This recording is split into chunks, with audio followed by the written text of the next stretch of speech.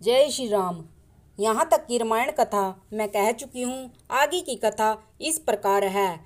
श्री राम लक्ष्मण को देखकर जनक जी की प्रेम मुग्धता। मन को प्रेम में मगन जान राजा जनक ने विवेक का आश्रय लेकर धीरज धारण किया और मुनि के चरणों में सिर नवाकर गदगद गंभीर वाणी से कहा, हे नाथ, कहिए, ये दोनों सुंदर बालक मुनि कुल के आभूषण हैं या किसी राजवंश के पालक, अथवा जिसका वेदों ने नेति कहकर गान किया है? कहीं वह ब्रह्मा तो युगल रूप धरकर नहीं आया है? मेरा मन जो स्वभाव से ही वैराग्य रूप बना हुआ है, इन्हें देखकर इस तरह मुग्ध हो रहा है जैसे चंद्रमा को देखकर चकोर। हे प्रभु, इसलिए मैं आपसे सत्य भाव से पूछता हूँ, हे नाथ, बताइए, छिपाव न कीजिए।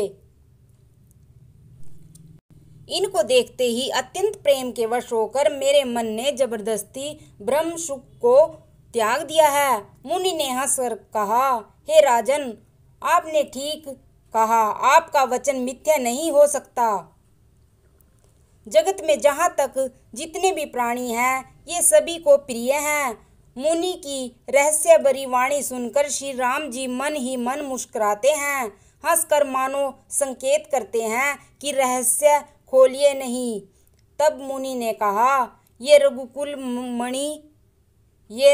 मणि महाराज दशरथ के पुत्र हैं। मेरे हित के लिए राजा ने इन्हें मेरे साथ भेजा है। ये राम और लक्ष्मण दोनों श्रेष्ठ भाई, रूप, शील और बल के धाम हैं। सारा जगत इस बात का साक्षी है कि इन्होंने युद्ध में असुरों को जीतकर मेरे यज्ञ की रक्षा की है। राजा ने कहा, हे मुनि, आपके चरणों के दर्शन कर मैं अपना पुण्य प्रभाव कह नहीं सकता। ये सुंदर श्याम और गौर वर्ण के दोनों भाई आनंद को भी आनंद देने वाले हैं। इनकी आपस की प्रीति बड़ी पवित्र और सुहानी है।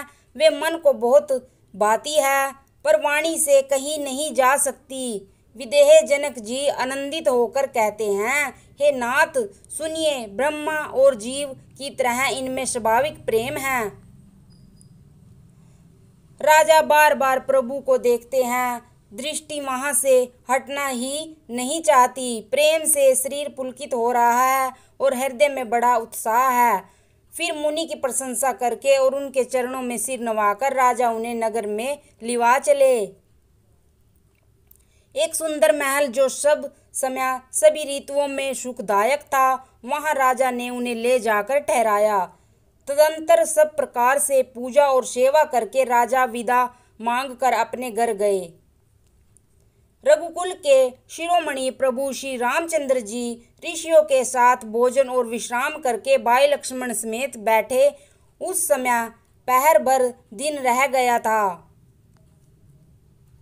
लक्ष्मण जी के हृदय में विशेष लालसा है कि जाकर जनकपुर देख आवे, परंतु प्रभु श्री रामचंद्र जी का डर है और फिर मुनि से भी सकुचाते हैं, इसलिए प्रकट में कुछ नहीं कहते, मन ही मन मुस्कुरा रहे हैं।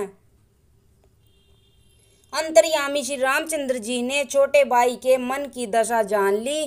तब उनके हृदय में भक्त वत्सलता उमड़ आई। वे गुरु की आज्ञा पाकर बहुत ही विनय के साथ सकुचते हुए मुस्कुरा कर बोले, हे नाथ, लक्ष्मण नगर देखना चाहते हैं, किंतु प्रभु आपके डर और संकोच के कारण स्पष्ट नहीं कहते। यदि आपकी आज्ञा पाऊं तो मैं इनको नगर दिखलाकर तुरंत ही वापस ले आऊं।